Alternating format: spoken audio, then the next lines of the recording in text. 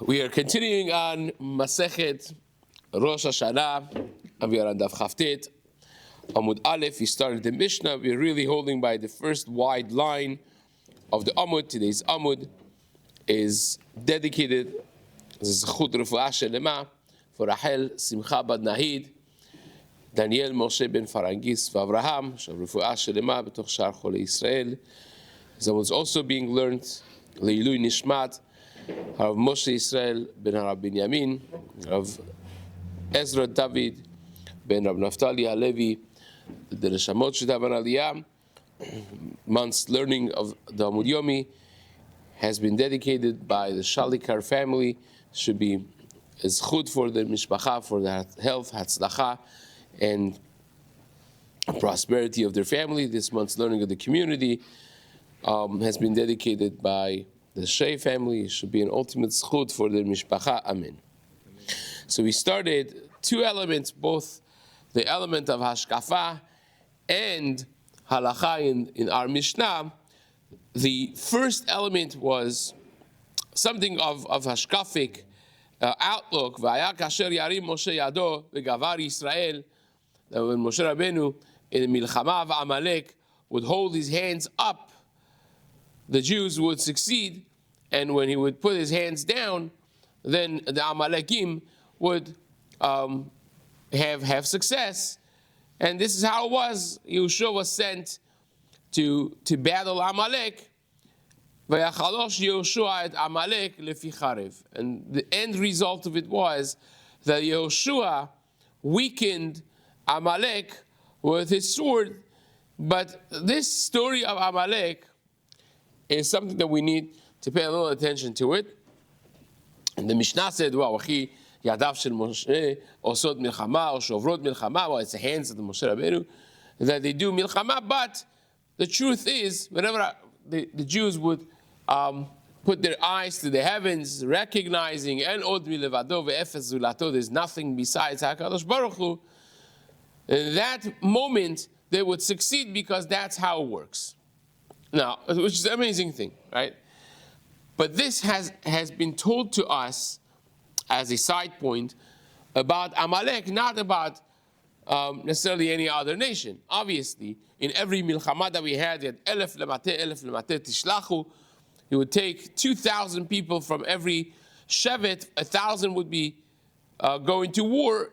The other 1,000 would go sit and learn Amud Yomi, right? We'll go sit and learn Torah in the zchut of those who went. So this dichotomy of the balance of milchama being in the hand of Lomdei Torah has always been a thing for us. We recognize that that the goyim, they come with their troops and with their guns and so on. We learn Torah, we daven, that's how it works. But there seems to be an element, an extra element of tefillah and learning Torah by our battles with Amalek. Another time, the only nation that came to war with us twice in the period of 40 years in the Midbar was Amalek. Right?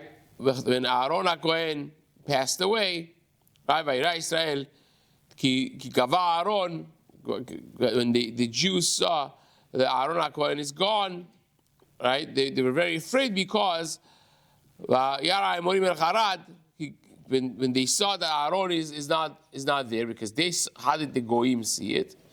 They saw it because the Arana Kavod disappeared for a short time until they came back in the zchut of Moshe Rabbeinu.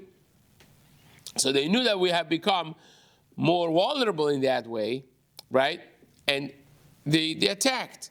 Now, but what they did was, if you take a look at Rashi there, it says these were not Emori, but they were really Amalekim. But they changed their language and their actions to that of the Kanaani, Melech Arad. Really was Amalek, but they started pretending that they're Canaanim. Why? Because they figured if the Jews are going to recognize that we are Amalekim, they're going to daven to their Hashem, and say, oh, give the Amalekim to our hands, and that would be bad news, right? Speaking from experience. They knew what happened last time. So therefore, they pretended to be Canaanim, because this way you're going to say, oh, these Canaanim, and there's no Canaanim, right? And the Jews chapped this, because they came, Rashi says, they came and saw the levush of this people was the levush of Amalekim. They're dressed like Amalekim, but they're speaking Canaanite, right?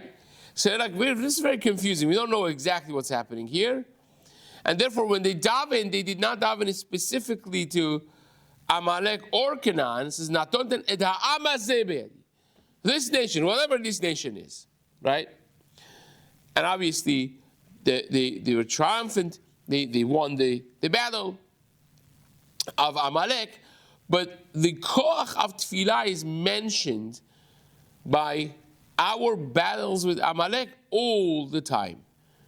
Again, we had it by Esther Hamalka, fasting 3 days. This is again fasting and having the Gidolei Torah. Yehoshua again was a person that had never lifted a finger of war, let alone a sword, and going to lead a battle. He was not a warrior, but he was a learner. Yehoshua Nar lo yamish mitoch ha'oel was the greatest matmid that Klal Yisrael had. And he was not the greatest Tamei Chacham, by the way, necessarily, right? Yehoshua was from the Sareh Hamishim. So that means that at least you had 12,600 people that were greater than him. That's crazy, right? And he's yet the greatest matmid. He's the one that's going to be leading, because that's how the koach of Klal Yisrael works when you talk about the koach of Esav. And therefore, Esther HaMalka also had to do this. By the way, this really ties into our parasha also, but I want to just share a little thought, which is beautiful, and it gives a little bit more layer of meaning to this. Yehoshua was chosen as the first person going to battle Amalek. The second person who was chosen to battle Amalek was who? Shaul, right? Shaul was chosen to destroy Amalek. And then the third person that battled Amalek was who? Mordechai. So aside from all of them being Talmidei Chachamim and the tzaddikim of the generation, what do they share? What's the common denominator of the people who are chosen to battle Amalek? Huh? Lo anshe milchama. Correct, yeah. They all come from Rachel. They all come from Rachel, right? This is the koach of Rachel Imenu. Koach of Rachel Imenu. So I want to share with you two elements. One is, what are the shvatim in Klal Yisrael, the 12 shvatim that are called tzaddikim? A tzaddik, either in Tanakh or in Shas. Yosef is an easy one. Where does it say that Yosef was a tzaddik? Right? B'michram tzaddik ba'avur na'alayim. That's a pasuk in Tehillim. Right? So we see Yosef a tzaddik. We call him Yosef a tzaddik. It's called tzaddik. Who else of the shvatim is called a tzaddik? Whatever you say, you have to prove it, right? So actually, we did this in a crowd. My kids were there as well, and no one really got it right. It's just surprising. They started from Shimon. Well, Shimon HaTzadik was a much later generation, right? Actually, Binyamin HaTzadik is mentioned in the Gemara. Was one of the Chachmei Gemara. It's not okay. And we went through Yehuda and Yisachar, right? All those. But the true answer is, the correct answer is, that the Gemara in Masechet Zvachim Daf Nun Vav calls Binyamin the Tzaddik. V'aya Binyamin HaTzadik mista'er alav. I'm not aware of any of the other shvatim that's called a tzaddik, right? Yeah, you got the answer right. But you got to go through Zvachim.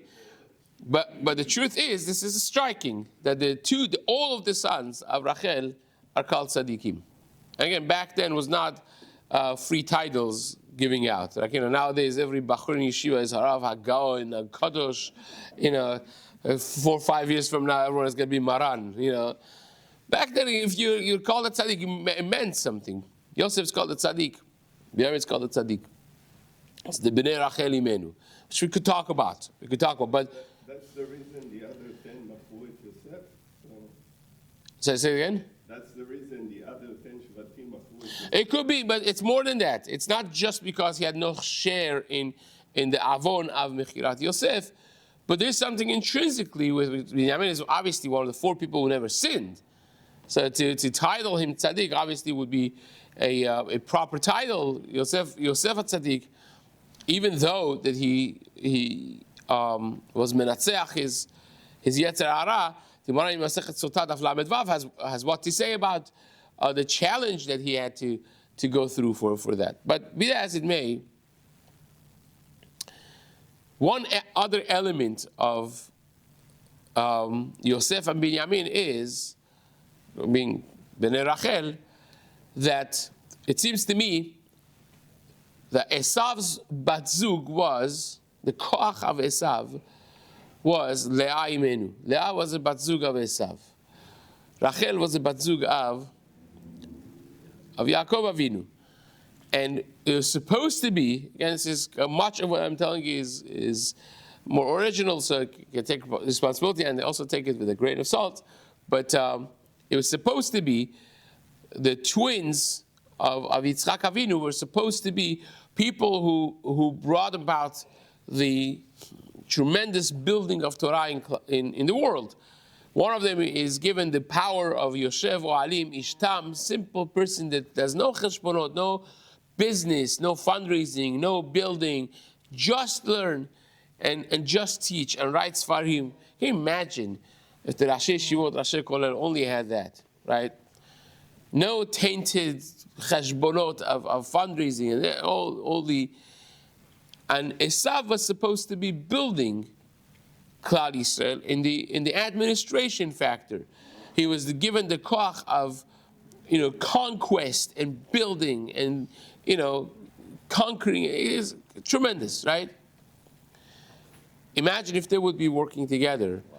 What the Torah would look like. Like the Yisachar Zevulun is a post facto of a b'di'evet situation of that, right? Kohanim, Leviim, and the rest of the Shvatim is a system set by the Torah to be mimicking that. Because the Torah says, Kohanim, they can't inherit Eretz. They can't. They don't own land. And like the Rambam says, they're not zoche bekoach gufam. They're not supposed to be working. The Rambam himself, who says, he says that they're not supposed to be working. Why? They have to be supported by Klal Yisrael. And the way we have spoken about this before, the Makarei Keuna is the most airtight system that supports the learners and the teachers of the Torah who spread the word of Hashem.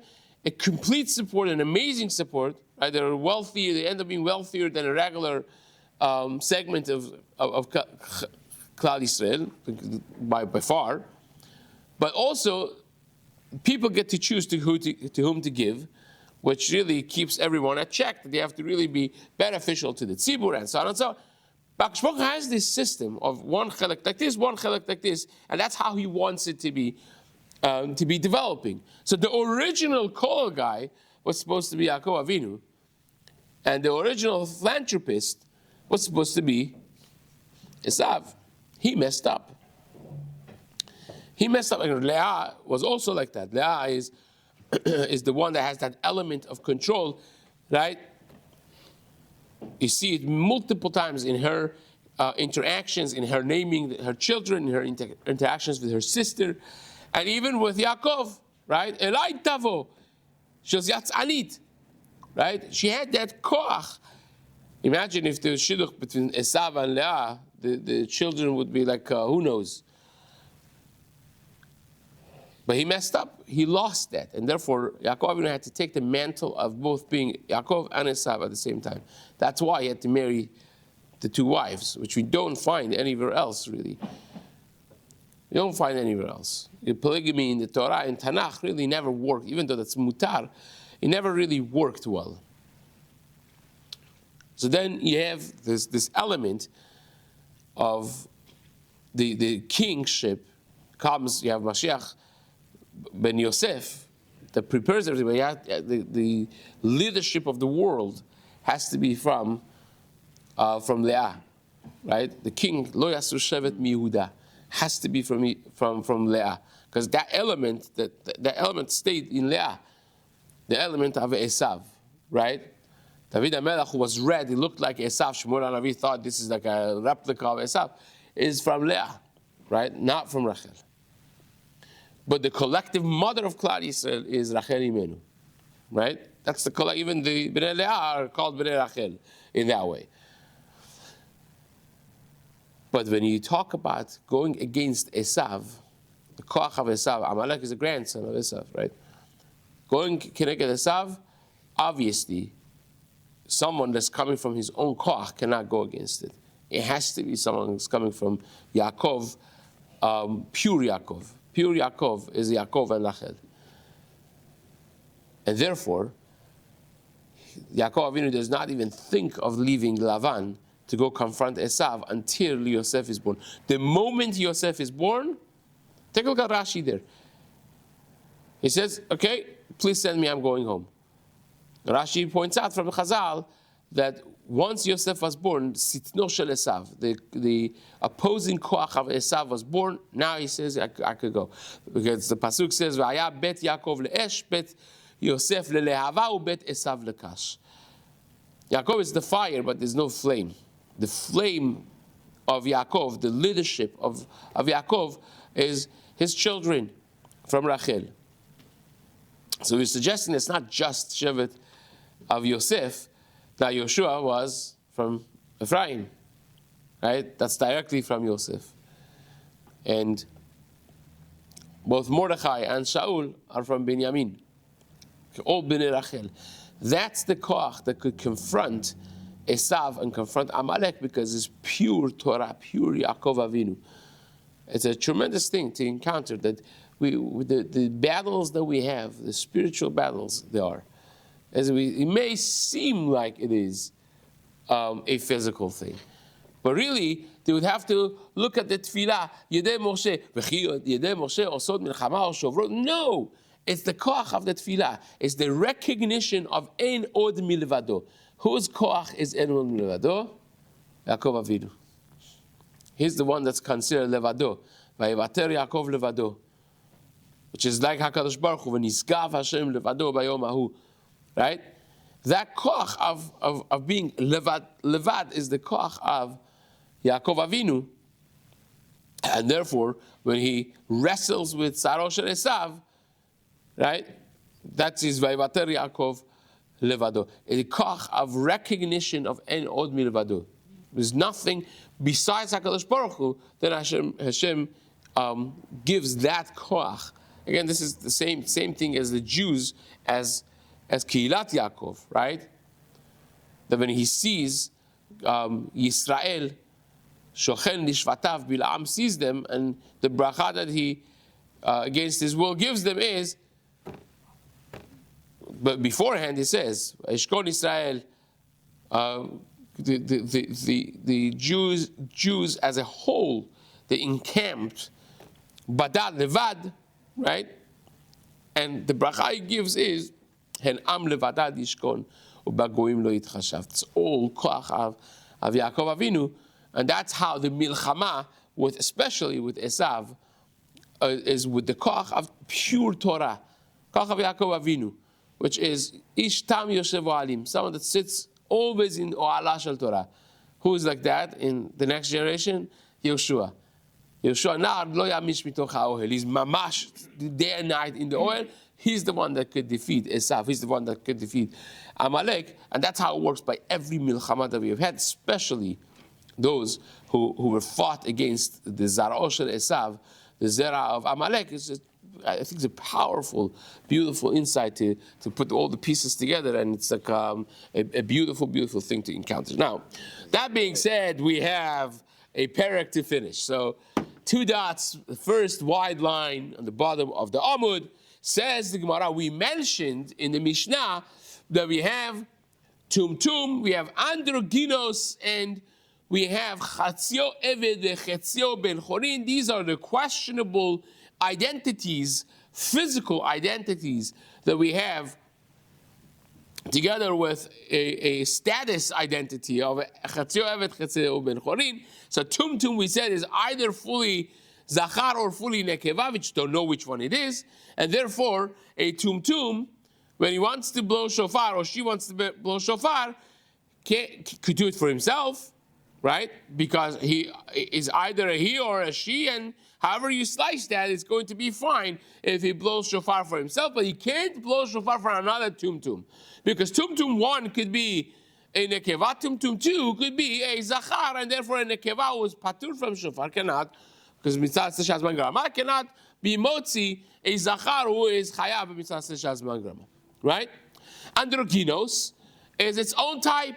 So therefore, even though the androgynos cannot blow shofar for a man, for a full zachar, because he's not a same thing, but androgynos could blow shofar for another androgynos, because whatever he is as well. It's the same thing, right? It's not unlike tumtum. They are the same category as one another, and therefore they could do it. And then the Gemara said, chatzio evet v'chatzio ben chorin cannot blow shofar for another chetzio evet chetzio ben chorin. That means if you have an evet Kenani who already is chayav to half of the mitzvot, any mitzvah that woman is chayav, evet Kenani is chayav. Now this one was owned by 2 people instead of 1, and one of them freed him. Now when you free a evet Kenani, it becomes a full-fledged yid. This guy has 2 owners. One of them already freed him, the other one didn't. So what is he? Half ben chorin, half evet. That's what he is. Now, the din is the bedin force his master, the other master, to free him. They force him to free him. Why? Because, not because of tkiyat shofar or Megillah, but because of marriage. He can't marry anybody. A shivcha can't marry because he's half Jewish. Right? A Jew can't marry because he's half evet. And to have a person, roaming around that cannot officially marry anyone is a bor birshud arabim. It's a walking danger. So therefore, the bedin back in a time, it's part of the job is to enforce a situation that would see to it that there's no promiscuity roaming around the Jewish communities. So very important, it's not to be taken lightly. They did this with women who could not easily get married. They would see to it that they have to get married. This is a big deal, right? But meanwhile, today is Purim. Who's going to read the Megillah for this guy, right? Today is Rosh Hashanah. Who's going to blow shofar for this guy? Can he blow shofar for other people? Can he blow shofar for himself? So we said before that he cannot blow shofar for another chetzio evet v'chetzio ben chorin. Why? Because his half, that's evet, cannot be motzi the half of this guy that's ben chorin, right? So therefore, when he's blowing shofar, his whole mahut is blowing shofar. Half of that tkiyah that you're hearing is evet. The half that's evet cannot be considered a tkiyah or a tkiyah Megillah for the half of the other guy who is ben chorin. That we could relate to. It's very logical. But something follows from this, which we didn't necessarily think about, and the Gemara is going to bring it up at this moment. So, mi shechetzio evet v'chetzio ben chorin eno motzi lo et mino v'lo et she'eno mino. This fellow cannot be motzi, not mino, that means not a person that's chetzio ben evet chetzio ben chorin, and obviously can't do eno mino, a full Jew, obviously you can't do, right? Amar Huna, ule'atzmo motzi. You say, you know what? Let him blow for himself. Because whatever he is, he is. He could be motzi himself. Right? The Gemara says, no. Amalei Rav Nachman Rav Huna. Wait a second. Why can't he be motzi another chetzio eved vechetzio ben chorin? Why is that? Ma'ishna le'acherim. Delo'ati sad avdut umafik sad chirut. Because his sad avdut, his half that's an eved, cannot be motzi the half of the other guy who is a ben chorin. And when he blows shofar, his whole mahud is blowing shofar. Half of that tkiyah that you're hearing is, the tkiyah that you're hearing is 50% eved. And therefore he can't use that. So says the Gemara, la'atzmo nami, lo atisat avdut dideh umapik sat cherut. If the tkiyah that you're hearing is 50% eved, so that tkiyah cannot be motzi his own sat cherut either. Which is a very strange thing. He can't even blow shofar for himself, poor guy. Because when he blows shofar, that 50% eved blowing shofar was patur. So his 50% ben chorin that needs to hear a full tkiyat shofar is not hearing a full tkiyat shofar. So the only eitzah that this guy has is to go to a regular Jew, and a regular Jew would blow shofar for him. That's the only eitzah. He cannot do it even for himself. El Amar Nachman, Rachel says, Aflatzmo eno motzi. Even himself he cannot be motzi. We also have a brighter that actually spells this out clearly. That someone in these shoes of this guy, he cannot be motzi shofar, another and he can't even be motzi himself as a chetzio eved ben chorin. Tanya Ava Bered Rab Zera, Ava the son of Rab Zera said, Kol habrachot kulan afal pi sheyatza motzi. All the brachot of mitzvot and because of shevach, even though that you were yotze already, you could be motzi other people. Why is that? Because of a concept called Kol Yisrael Arevim Ze Bazeh. All the Jews are guarantors for one another. In a deeper sense, our neshamot are all fragmented. You can't say pieces, but okay, for l'saber 1,000, for better understanding, pieces of the neshama of Adam Harishon. The original Adam was one, and that was because of the chet was broken to. All these are parts of the same body, so to speak, right? So even though that you did your mitzvah, you did 1/600,000th of the mitzvah, in some sense you're still bound to not do the mitzvah necessarily for other people because you did your mitzvah, but to make sure other people do their mitzvah, and if they can't do it themselves, you could do it for them. You said the bracha right now, and saying a bracha that's unnecessary is a yisur deoraita, but you could say it again for him. But I said it. Yeah, you said, but you didn't. But you did. But you didn't because you said Kiddush, but he didn't say Kiddush. And so long as he hasn't said Kiddush, you have a chiyuv to make sure he says Kiddush. So therefore you can help him out by saying a bracha, and that's not considered bracha shel sricha. That's a powerful idea. The Gemara says, if you have an etrog, and your fellow yid doesn't have an etrog, and he can't reach one, or you're just not going to buy one, and he doesn't live next to you, you're mechuyev to give your etrog to him, and you'll borrow. You live in a Jewish neighborhood, you have neighbors, you have good Samaritan Jews next to you that they could give you their etrog matana al minad la'achzir and save the day. So you're mechuyev to give him your etrog that he just paid $1,000 for free, and let him have an etrog, and you will borrow. Why? My money, my etrog. Yeah, but you're mechuyev to see to that he does etrog. And if that's the only way, then you will be mechuyev to do that.